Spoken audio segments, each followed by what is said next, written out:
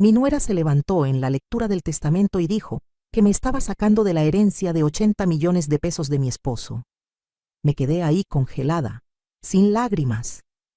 Había cuidado a Francisco cuando no podía caminar, cuando perdió 20 kilos en 3 meses, cuando lloraba de dolor en las madrugadas. Ahora ella actuaba como si yo nunca hubiera existido, pero cuando el abogado comenzó a reírse, algo cambió. ¿Qué había escondido Francisco antes de morir? ¿Y por qué se sentía como si estuviera hablando desde el más allá? Me quedé sola en el jardín después del funeral, viendo a los últimos invitados irse en silencio. Sus autos, Mercedes y BMW, desaparecían lentamente por la avenida arbolada de las lomas. Dejaron atrás tazas medio llenas, sillas plegables y el olor penetrante de los crisantemos blancos. Pero nadie pensó en regresar a preguntar si necesitaba que me llevaran a casa. Ni siquiera Valeria. Antes de continuar, si quieren escuchar más historias como esta que les van a enseñar a defenderse cuando la familia trata de aprovecharse, suscríbanse al canal.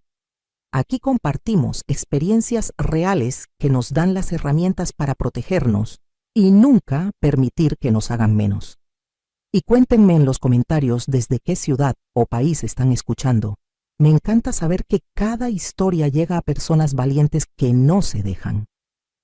Ella había organizado todo, por supuesto, desde las coronas de flores importadas hasta la presentación de fotos en pantalla gigante, incluso las tazas de porcelana china con el monograma familiar. Todo era perfecto, de una manera que te hacía sentir como si estuvieras estorbando en tu propio dolor. Frío, impecable y calculado al segundo. Francisco lo habría odiado. Él solía decir que los funerales deberían ser desordenados. La gente debería llorar fuerte, contar chistes malos, olvidar sus paraguas. Debería sentirse real, Elena. La muerte ya es suficientemente artificial. Pero este no se sentía así. Se sentía ensayado, como si estuviera sentada viendo el acto final de una obra a la que no me habían invitado, donde mi papel había sido silenciosamente eliminado del libreto. Cuando entré de nuevo a la casa, nuestra casa, Valeria ya estaba juntando las carpetas de la mesa del comedor. El mismo comedor donde Francisco y yo habíamos celebrado 43 Navidades, donde habíamos recibido a presidentes de empresas y embajadores, donde él me había pedido matrimonio con un anillo que pertenecía a su abuela. Carraspeé para hablar, pero no levantó la vista.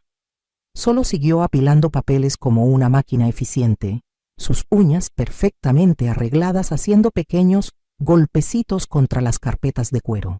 Entonces dijo, sin voltear, con esa voz que había perfeccionado en sus años como directora ejecutiva: seguiremos con el proceso legal la próxima semana. Ya arreglé todo con el despacho García en Asociados. Son los mejores en patrimonios grandes. Sin mencionar nada de mí, sin preguntas sobre lo que yo quería, sin reconocer que había pasado los últimos 6 meses durmiendo en una silla de hospital junto a la cama de Francisco, mientras ella estaba demasiado ocupada volando a conferencias en Miami y Nueva York, cerrando contratos mientras su suegro se desvanecía. Quería creer que era estrés o dolor. O tal vez simplemente no sabía cómo hablarme ahora que Francisco ya no estaba ahí para hacer de puente entre nosotras. Habíamos tenido una relación cordial durante años, nunca íntima, pero respetuosa, o eso había creído. Pero entonces me entregó una caja pequeña de terciopelo azul marino con el nombre de Francisco grabado en letras doradas. Sus dedos apenas rozaron los míos al pasármela, como si tuviera miedo de contagiarse de mi viudez. Me pidió que te diera esto, dijo con una sonrisa que no llegaba a sus ojos. Habló de ti en el hospital.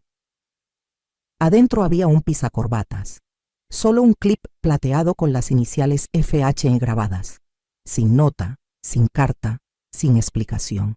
Francisco tenía cajones llenos de diarios encuadernados en piel italiana y cartas que escribía a mano con su pluma Fountain. Solíamos escribirnos notas incluso cuando estábamos en la misma casa. Pequeños mensajes de amor que dejábamos en los libros del otro, en el espejo del baño, pegados en la cafetera. Buenos días, mi reina. El café está listo y tú eres la razón por la que me levanto sonriendo. Francisco querido, tus flores del jardín están floreciendo, como mi amor por ti cada día. Pero al final, después de 43 años de matrimonio, después de construir juntos un imperio de bienes raíces, después de sobrevivir juntos la pérdida de nuestros padres y la traición de socios, todo lo que recibí fue un pisacorbatas, ni siquiera uno que usara con frecuencia. Valeria sonrió cortésmente y se alejó con ese andar seguro que había desarrollado en los pasillos corporativos, como si eso fuera el final, como si hubiera cerrado el libro para ambas y ya no quedara nada más que leer. Esa noche me senté en la cocina con una taza de café que se enfriaba lentamente en mis manos. La cocina que habíamos remodelado hace 5 años, donde Francisco insistió en poner una isla de mármol Carrara, porque mi Elena merece cocinar como una reina. Y por primera vez desde que Francisco murió, sentí que no pertenecía en el hogar que construimos juntos. Las paredes todavía olían a su loción para después de afeitar Hermès, esa que le regalé en nuestro 40 aniversario. Sus libros de economía y biografías de empresarios seguían apilados en el pasillo, marcados con separadores donde había dejado sus pensamientos a medias. Pero era como si mi nombre hubiera sido silenciosamente borrado de cada cuarto, como si una goma invisible hubiera pasado por nuestra historia compartida dejando solo sus huellas. Me dije que tal vez estaba pensando demasiado, tal vez solo estaba cansada, agotada por los meses de hospitales, quimioterapias, noches sin dormir escuchando su respiración irregular.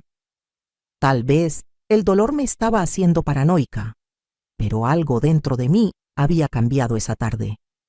Había una frialdad en el aire que no podía identificar, un silencio que no era solo ausencia, sino algo más deliberado. Y no era solo del dolor por Francisco, se sentía como si hubiera sido silenciosamente sacada de la historia, como si todos hubieran recibido un nuevo guión menos yo. ¿Alguna vez has mirado alrededor de tu propia casa y te has sentido como una extraña? Como si fueras una invitada que ha overstayed su welcome. Eso es lo que sentí esa noche, sentada en la silla donde había desayunado por décadas. Y era solo el comienzo. La invitación llegó 3 días después como un email, frío, formal, enviado desde la asistente de Valeria, ni siquiera de ella directamente. El asunto decía: Administración patrimonial, junta programada, urgente. Me quedé viendo la pantalla de mi iPad un rato, sin saber si sentirme insultada o solo entumecida. El tono era el mismo que usaría para citar a un proveedor con facturas pendientes. La junta estaba programada para el miércoles a las 9 a.m. en las oficinas de García y Asociados en Polanco. Se requiere puntualidad. Documentos importantes serán discutidos. Sin mensaje personal, sin espero que estés bien, sin reconocimiento de que acababa de perder al amor de mi vida. Solo hora y lugar como una cita con el dentista. Esa mañana me desperté a las 6, como había hecho durante 43 años de matrimonio. El lado derecho de la cama seguía intacto, las almohadas exactamente como Francisco las había dejado la última vez que durmió en casa, antes de que el cáncer se llevara sus últimas fuerzas. Me vestí cuidadosamente. Un traje sastre negro de Palacio de Hierro que Francisco me había regalado para nuestro aniversario número 40. Te ves como la CEO que siempre fuiste de nuestro matrimonio, me había dicho, besando mi mejilla. Llegué 5 minutos tarde. El tráfico de Presidente Masaryk estaba imposible y me había detenido 2 veces en el camino, insegura de si debería ir, si debería llevar un abogado propio, si debería haber hecho algo para prepararme. El elevador se abrió a una área de recepción que gritaba dinero en voz baja. Pisos de mármol, arte moderno en las paredes, el olor a eucalipto y tinta de impresora mezclado con algo que olía a poder y exclusividad. Una asistente joven, no mayor de 25 años, me dio una mirada que decía que no esperaba a alguien como yo. Tal vez esperaba a alguien más joven, más moderna, más al nivel de los clientes que frecuentaban ese lugar. Me alicé el abrigo y la seguí por un pasillo que parecía diseñado para intimidar. La sala de juntas era impresionante. Mesa de madera africana que podría alimentar a una familia por meses, sillas de piel italiana, ventanas del piso al techo con vista a la ciudad. La puerta se cerró detrás de mí con un clic suave que sonó definitivo. Había 7 personas alrededor de la mesa larga, todas en trajes oscuros que costaban más que el sueldo mensual de muchas familias mexicanas. Reconocí a algunos: el contador principal de Francisco, el administrador de propiedades, un par de ejecutivos del banco que manejaba nuestras cuentas principales. Valeria se sentó en la cabecera, donde Francisco solía sentarse en este tipo de reuniones. Su cabello castaño perfectamente recogido en un chongo que no se atrevería a tener un cabello fuera de lugar, sus ojos fijos en una pila de carpetas gruesas frente a ella. No se levantó cuando entré, no dijo hola, no ofreció el tipo de abrazo o palabras de consuelo que esperarías de una familia política en estos momentos. Solo asintió ligeramente, un movimiento casi imperceptible que decía: «Puedes sentarte allá». Tomé el asiento del extremo. Era la única silla vacía, estratégicamente ubicada lejos de las carpetas, lejos del café humeante en tazas de porcelana, lejos del centro de poder de la mesa. Nadie me pasó un paquete de documentos. Nadie ofreció una palabra de bienvenida o condolencia. Me senté con las manos dobladas en mi regazo, observando. Era la única persona en esa mesa que no tenía pluma, que no tenía papeles frente a ella, que parecía estar ahí como espectadora de su propia vida. Valeria se aclaró la garganta con la precisión de alguien acostumbrada a dirigir salas de juntas, como albacea legal del patrimonio de Francisco Herrera. Comenzó, y su voz cortó el silencio como un bisturí. Los guiaré a través de la distribución de bienes, como se establece en el testamento finalizado y notarizado. Su voz era aguda, profesional, like if she were hosting a quarterly board meeting instead of discussing the dismantling of a life we had built together. Me senté callada, sintiendo el peso de cada palabra. Era la única persona en esa habitación que no tenía pluma para tomar notas, que no parecía tener un papel definido en este teatro donde mi vida estaba siendo repartida como acciones en la bolsa. Valeria repasó los assets con la eficiencia de una auditora. Las acciones de la constructora que Francisco había fundado hace 25 años, cuando todavía trabajábamos desde un pequeño office en la Colonia del Valle. Las cuentas fiduciarias en 3 bancos diferentes, números que parecían abstractos hasta que recordabas que representaban décadas de trabajo de 16 horas diarias. Habló de las 2 propiedades comerciales en Cuernavaca que rentábamos a cadenas hoteleras internacionales y la participación parcial en la vinícola Monte Alegre, que Francisco había comprado con sus amigos del club. Propiedades que yo había visitado, decisiones de inversión en las que había participado, contratos que había leído y firmado. Luego, sin cambio en su tono, anunció la bomba. Francisco había transferido el control principal del fideicomiso familiar a ella 6 meses antes de su muerte. Parpadeé. 1, 2, 3 veces. Eso no era posible. No podía ser cierto. Había estado manejando ese fideicomiso con Francisco por casi 20 años. Yo era quien revisaba los estados de cuenta cada mes, quien coordinaba con los administradores, quien había sugerido las inversiones más exitosas. Francisco nunca, jamás, había mencionado algo sobre transferir el control a Valeria. Nunca había habido ni una conversación, ni una sugerencia, ni siquiera un comentario casual. Era como si me hubieran dicho que Francisco había decidido cambiar de nacionalidad sin mencionármelo. Valeria continuó leyendo sin pausa, como si hubiera anunciado el estado del tiempo. Sus ojos se movían por los documentos con la eficiencia de una máquina, escaneando código de barras, leyendo asignaciones como si estuviera listando el inventario de una bodega. Las acciones de la constructora Herrera y Asociados serán transferidas a una sociedad administrada por el albacea.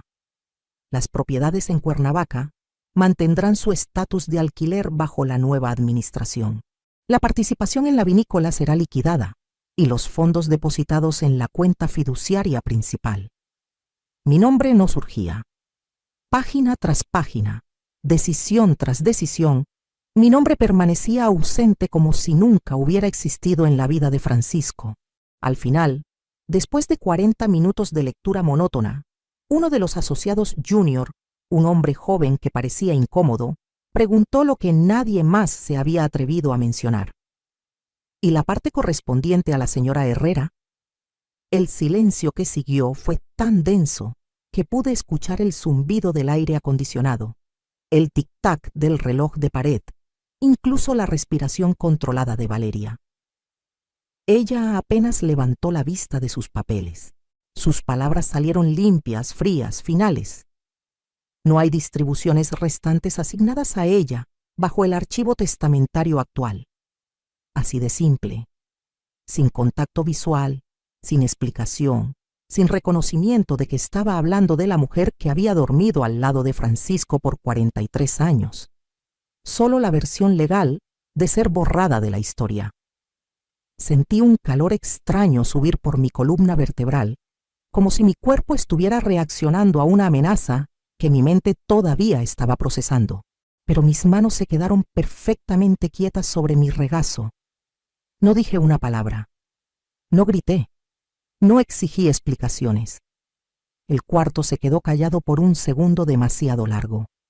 Los otros asistentes intercambiaron miradas incómodas, pero nadie se atrevió a cuestionar la declaración de Valeria.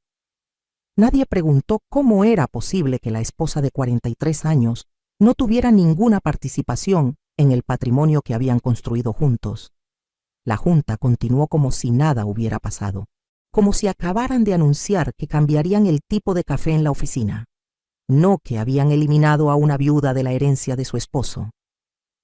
Cuando finalmente terminó, esperé pacientemente a que todos los demás se fueran. Los vi recoger sus portafolios de piel italiana, ajustarse sus corbatas de seda, murmurar despedidas profesionales. Valeria empacó su briefcase lentamente, casi como si esperara que dijera algo, que montara una escena, que le diera una razón para llamar a seguridad. Pero no lo hice. Me levanté con la dignidad que Francisco siempre admiró en mí. Me ajusté la bufanda que él me había regalado en París y salí de esa sala sin voltear atrás. Downstairs, el aire de octubre me golpeó las mejillas. No lloré. Ni siquiera me sentí triste todavía.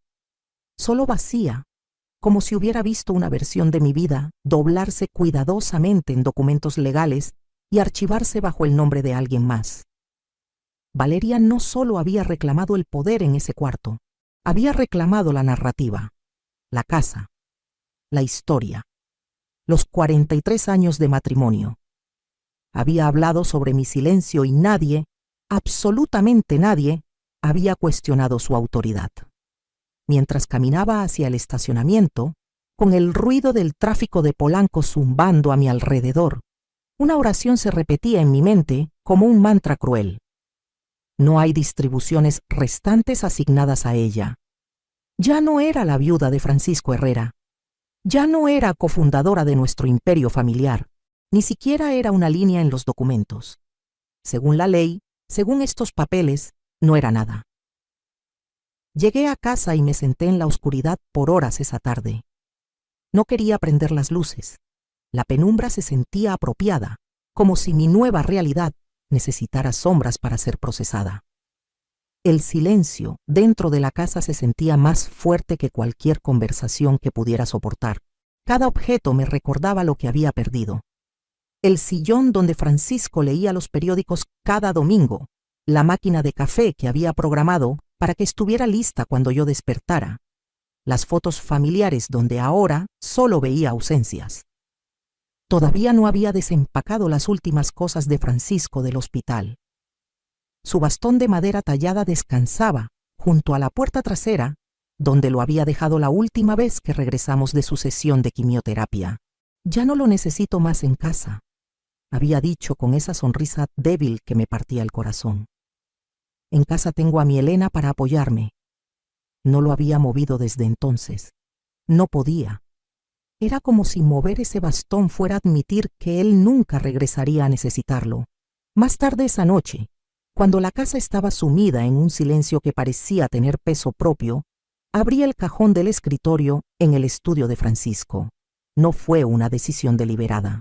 Mis manos simplemente actuaron antes de que mi mente consciente las alcanzara.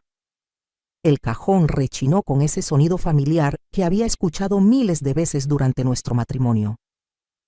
Francisco solía decir que necesitaba aceite, que algún día lo arreglaría.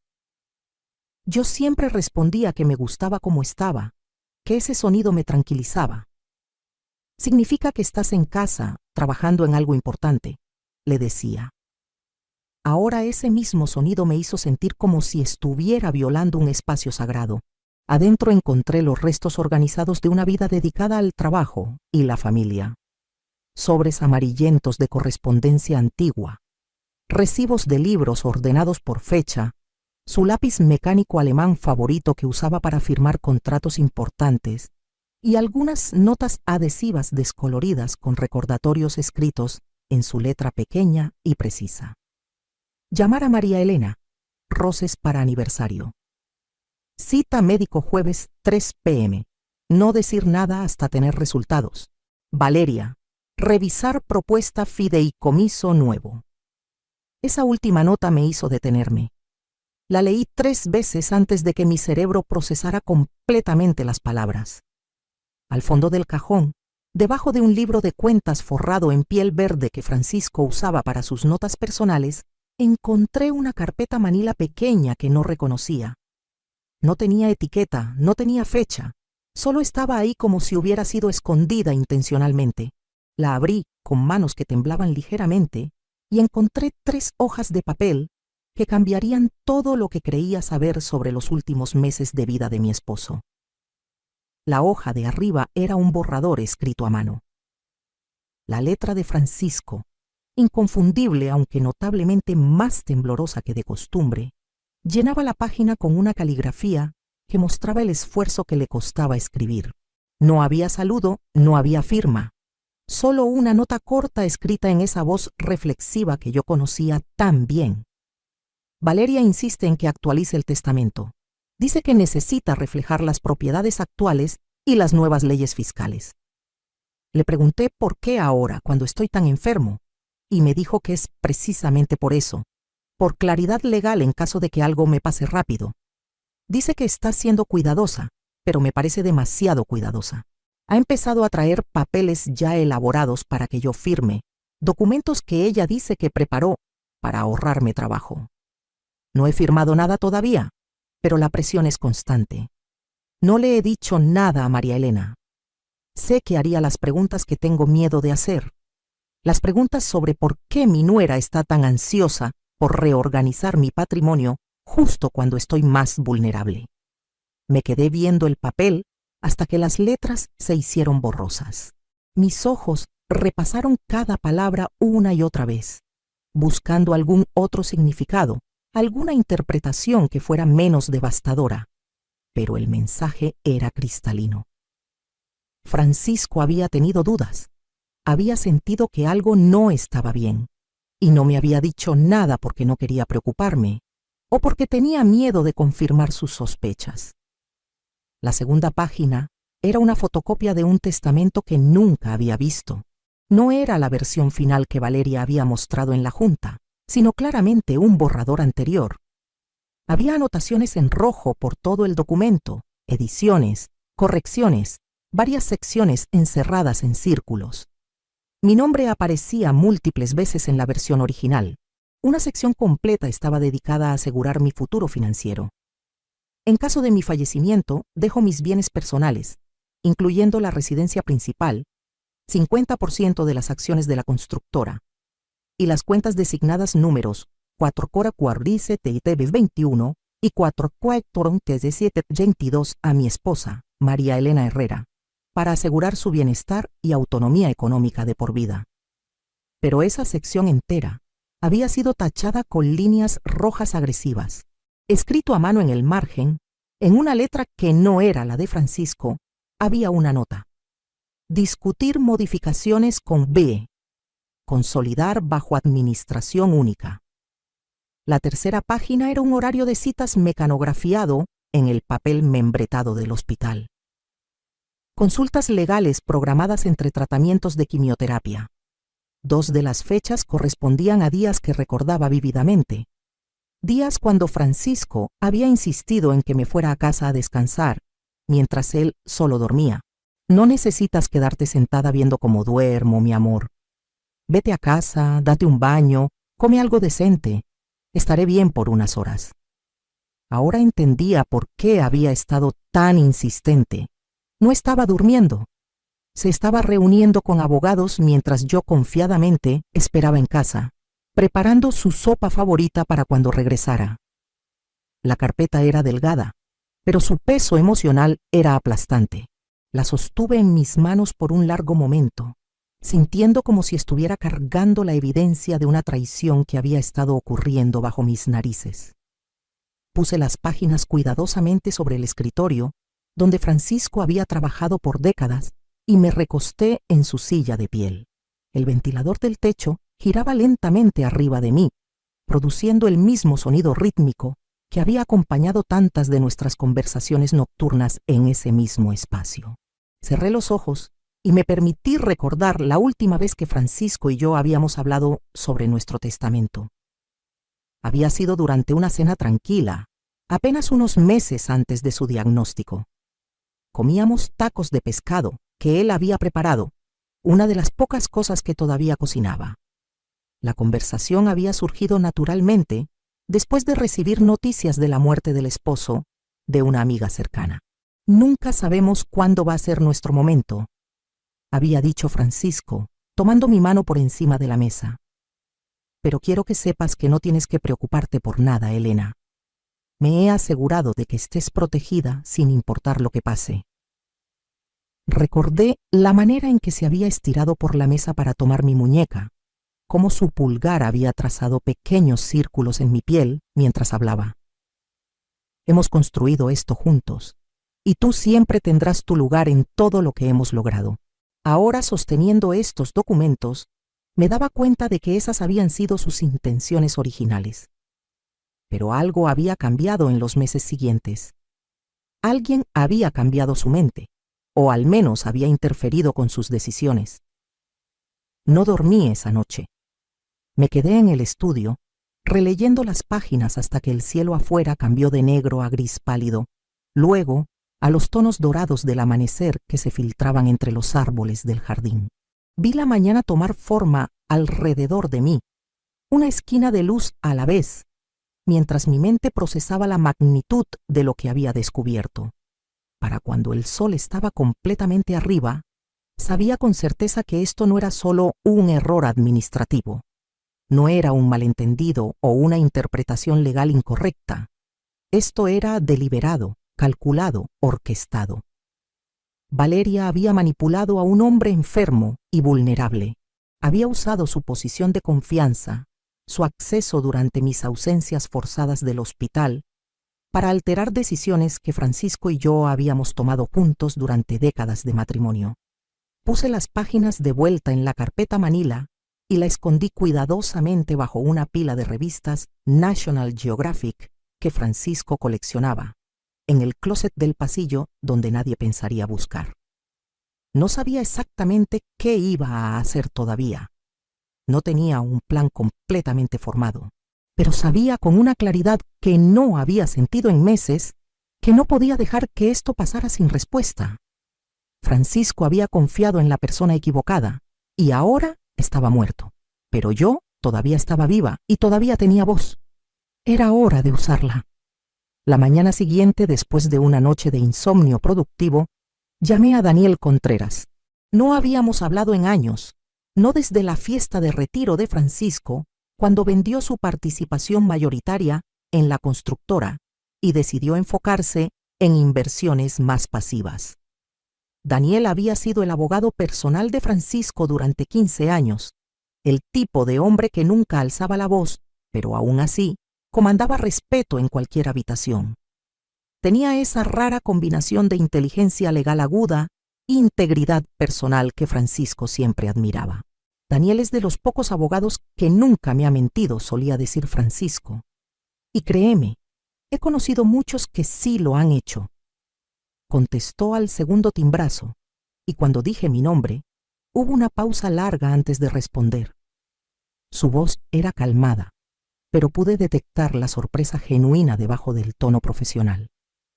María Elena, dijo suavemente, cuánto me alegra escuchar de ti, aunque me imagino que no es en las mejores circunstancias. Mis condolencias por Francisco. Era un hombre excepcional. Le expliqué brevemente que necesitaba hablar con él sobre asuntos legales relacionados con el patrimonio. No entré en detalles por teléfono. Algo me decía que era mejor ser cautelosa hasta estar cara a cara. Acordó reunirse conmigo al día siguiente en un lugar neutral. Conozco un lugar tranquilo en la Roma Norte, dijo. Café Toscano, en Álvaro Obregón. ¿Te parece bien a las 11? Cuando colgué el teléfono, me paré junto a la ventana del estudio y miré hacia el jardín trasero. Los árboles que Francisco había plantado hace 30 años estaban perdiendo sus hojas de otoño, creando una alfombra dorada en el césped que él había cuidado meticulosamente hasta que la enfermedad se lo impidió. Estos árboles nos van a sobrevivir a ambos, me había dicho una tarde, mientras plantaba el último maple. Cuando ya no estemos, alguien más se va a sentar bajo su sombra y va a pensar en el amor que pusimos en plantarlos. Tal vez los árboles nos sobrevivirían, pensé. Pero no iba a dejar que el silencio fuera lo último que Francisco dejara atrás. No mientras todavía tuviera aliento para hablar por él. Al día siguiente llegué al Café Toscano 5 minutos antes de la hora acordada. Era un lugar pequeño e íntimo, con mesas de madera desgastada y el tipo de ambiente que invitaba a conversaciones importantes. Daniel ya estaba ahí, sentado en una cabina del fondo con 2 tazas de café esperando. Se veía mayor que la última vez que lo había visto, su cabello completamente gris ahora, pero sus ojos seguían teniendo esa intensidad alerta que Francisco siempre respetaba. Se levantó para saludarme con un abrazo genuino, no el tipo de contacto obligatorio que había recibido en el funeral, sino el abrazo de alguien que realmente había querido a Francisco y que entendía lo que su pérdida significaba. «¿Te ves bien, María Elena?», dijo, aunque ambos sabíamos que no era completamente cierto. Considerando todo, no perdí tiempo con cortesías. Saqué la carpeta manila de mi bolsa y la puse sobre la mesa entre nosotros. Necesito que veas esto, Daniel, y necesito tu opinión honesta sobre lo que significa. Abrió la carpeta y comenzó a leer en silencio. Sus labios se presionaron en una línea cada vez más delgada mientras avanzaba por los documentos. Cuando llegó a la nota manuscrita de Francisco, su ceja derecha se levantó ligeramente, una expresión que recordaba de las pocas veces que había visto a Daniel genuinamente sorprendido. No habló inmediatamente después de terminar de leer. Solo volteó las páginas de ida y vuelta, como si estuviera tratando de ensamblar un rompecabezas en su cabeza. Me senté quieta, mis manos alrededor de la taza de café que se enfriaba, observando su cara procesando la información. Verlo leer los documentos hizo todo más real de una manera que no había anticipado. Ya no eran solo sospechas en mi mente o papeles escondidos en un cajón.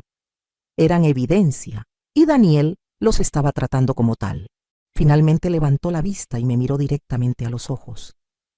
Cuando habló, no fue con el pánico o la indignación que yo podría haber esperado, sino con esa firmeza quieta que me recordó por qué Francisco confiaba tanto en él. «Esto es más que sospechoso, María Elena», dijo, su voz baja pero clara. «Esto es evidencia de manipulación intencional de un testamento bajo circunstancias de vulnerabilidad extrema». Sacó una libreta pequeña de cuero del bolsillo interior de su saco y comenzó a hacer una lista meticulosa. Escribió fechas de la carpeta, nombres de los despachos que Valeria había mencionado en la junta, y puso un círculo alrededor de un detalle particular que yo no había considerado completamente. Las firmas de testigos en el testamento que presentó Valeria, dijo, señalando una nota que había hecho. ¿Reconoces esos nombres? Negué con la cabeza. Nunca los había escuchado, y definitivamente nunca estuvieron en nuestra casa. Eso es muy importante, dijo Daniel, subrayando algo en su libreta. Francisco siempre usaba testigos que conocía personalmente. Su doctor el jardinero, vecinos Nestom, cercanos. El hecho de que Valeria trajera testigos externos sin consultarte o mencionártelo levanta banderas rojas enormes. Continuó explicándome las implicaciones legales. En casos donde hay evidencia de coerción o manipulación de una persona vulnerable, especialmente alguien bajo tratamiento médico intensivo, los testamentos pueden ser contestados exitosamente. Acordamos proceder de manera estratégica. Daniel comenzaría solicitando copias certificadas de todos los documentos testamentarios archivados en el registro público. También investigaría discretamente los antecedentes de los testigos que Valeria había usado. Mientras tanto, me dijo, mantén todo exactamente como está. No confrontes a Valeria todavía. No le digas a nadie más sobre estos documentos. Necesitamos construir un caso sólido antes de mostrar nuestras cartas. Cuando salí del café esa tarde, por primera vez en semanas me sentí como si tuviera algo de control sobre mi situación. No era mucho, pero era un comienzo.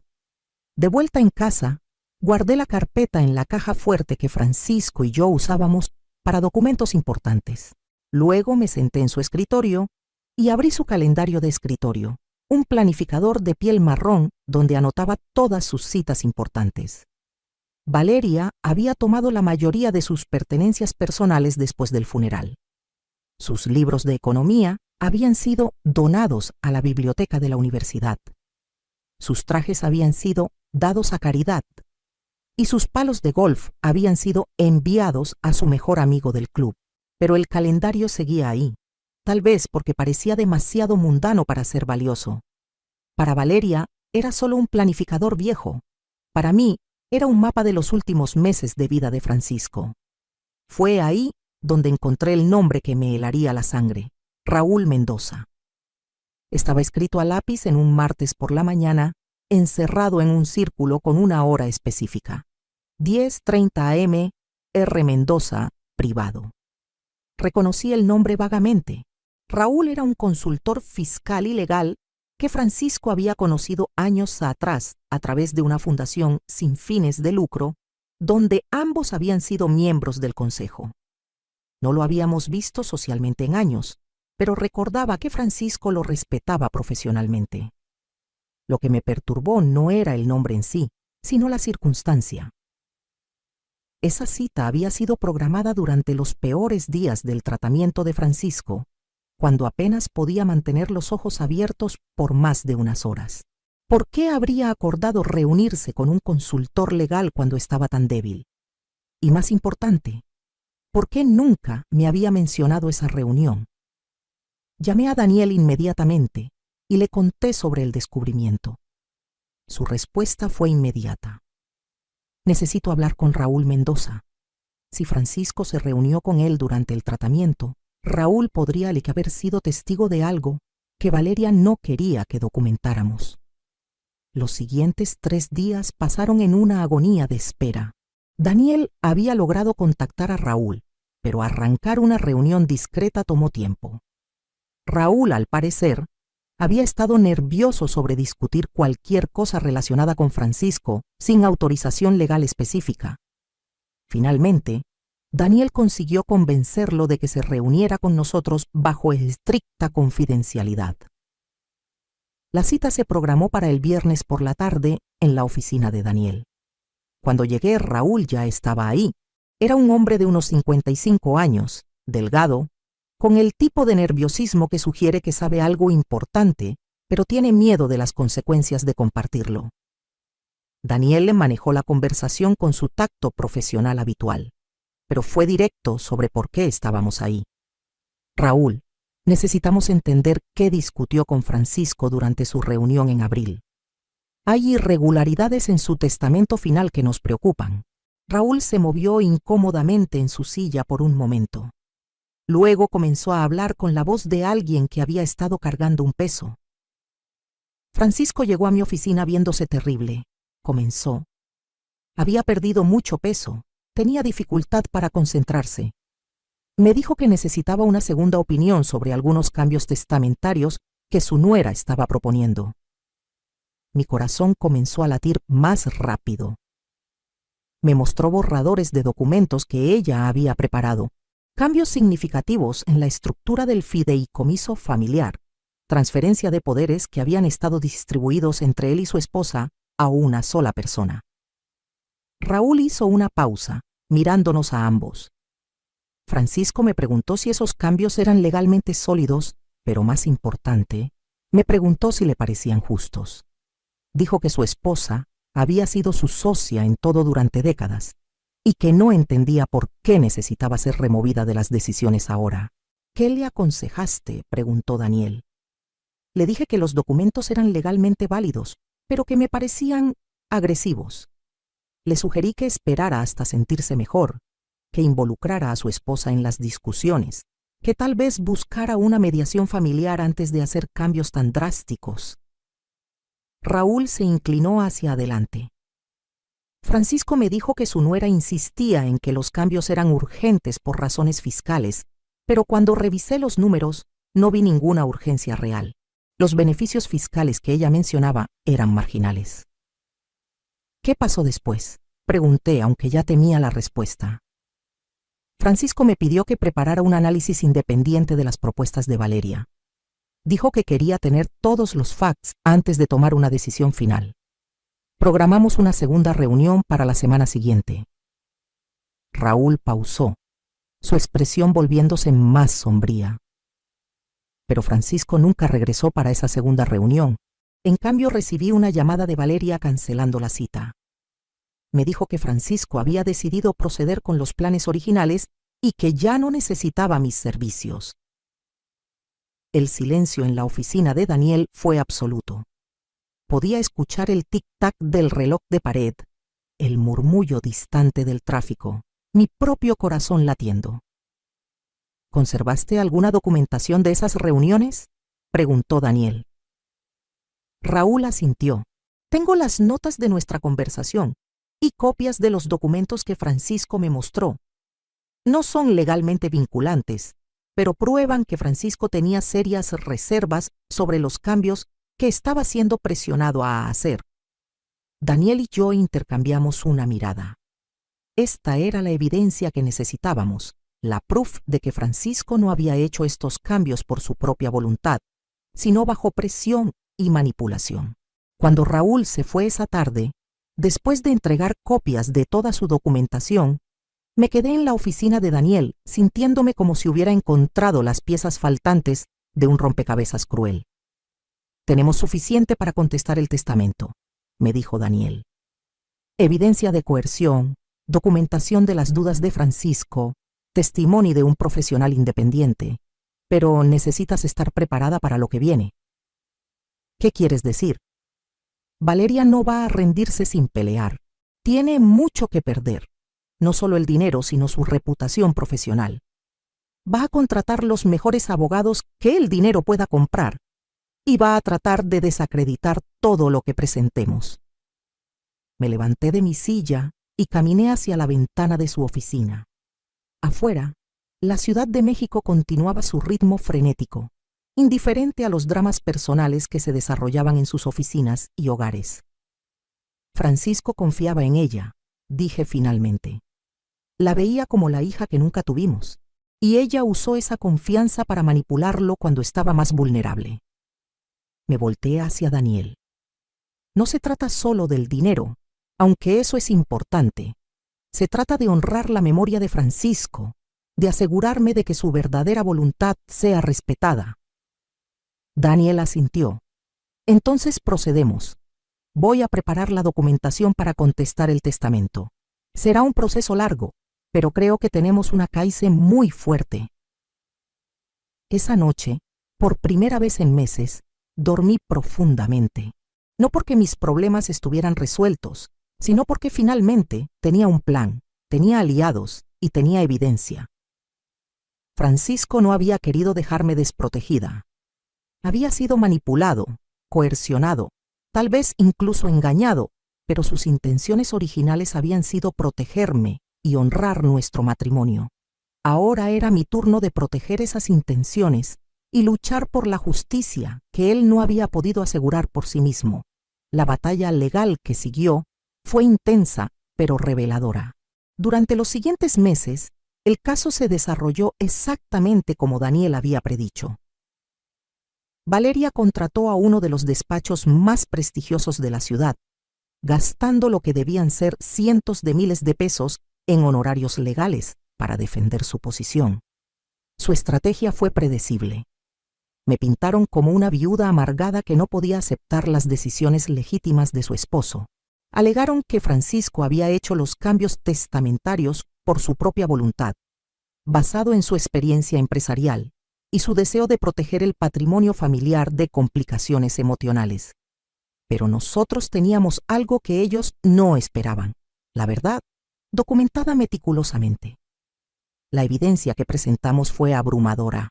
Los correos electrónicos internos del despacho de Valeria, mostrando discusiones sobre cómo acelerar el proceso de transferencia y minimizar la participación de la esposa. Los testimonios de Raúl Mendoza y otros profesionales que habían interactuado con Francisco durante sus últimos meses. Los análisis de escritura que demostraron inconsistencias en las firmas del testamento final. Pero lo más devastador fue cuando Daniel logró obtener los registros médicos completos de Francisco. Demostraron que en las fechas cuando supuestamente había firmado los documentos más importantes, Francisco estaba bajo medicación fuerte para el dolor que afectaba significativamente su capacidad de juicio. El punto de quiebre llegó durante el testimonio de una enfermera del hospital que recordaba haber visto a Valeria presionando a Francisco para firmar papeles mientras él estaba sedado. Le dije que tal vez era mejor esperar hasta que estuviera más alerta, testificó la enfermera, pero ella insistió en que era urgente. Cuando todos los testimonios fueron presentados, cuando toda la evidencia fue revisada, el juez no tuvo dificultad en llegar a su conclusión. Es claro para este tribunal, dijo durante el fallo final, que el testamento presentado por la señora Valeria Herrera no refleja la verdadera voluntad del señor Francisco Herrera, sino que fue obtenido a través de manipulación y coerción de una persona en estado vulnerable. No solo anuló el testamento fraudulento, sino que ordenó la restauración del testamento original, que Francisco y yo habíamos preparado juntos años antes. Además, Valeria fue obligada a pagar todos los costos legales y enfrentó una investigación por fraude, que eventualmente la llevó a perder su licencia para practicar leyes corporativas. Pero para mí, la victoria más importante no fue financiera. Fue la vindicación de Francisco, la confirmación de que el hombre que había amado por 43 años nunca había querido abandonarme o traicionarme. Había sido víctima, como yo, de alguien que usó su amor y confianza en contra de él. 6 meses después del fallo, me encontré parada en el mismo jardín donde había comenzado esta historia, donde me había quedado sola después del funeral, sintiendo como si hubiera sido borrada de la vida de Francisco. Pero ahora ya no estaba sola. Tenía justicia, tenía la verdad y tenía la certeza de que Francisco hubiera estado orgulloso de la mujer que había luchado por honrar su memoria. Los árboles que él había plantado estaban floreciendo con nuevas hojas, y yo estaba floreciendo también, no como una víctima, sino como una sobreviviente que había encontrado su voz cuando más la necesitaba. Si alguna vez se sienten invisibles en su propia familia, si alguien trata de borrarlos de la historia que ayudaron a escribir, recuerden mi historia. La verdad siempre encuentra la manera de salir a la luz. Solo necesitamos el valor para buscarla y la fuerza para defenderla. Francisco siempre decía que los árboles que plantamos nos sobreviven. Tenía razón. Pero ahora sé que las verdades que defendemos también nos sobreviven, y eso es un legado aún más poderoso. Nunca permitan que nadie los haga sentir menos de lo que valen. Su lugar en la historia familiar no está a la venta y su voz merece ser escuchada, sin importar cuánto tiempo tome encontrar el valor para usarla.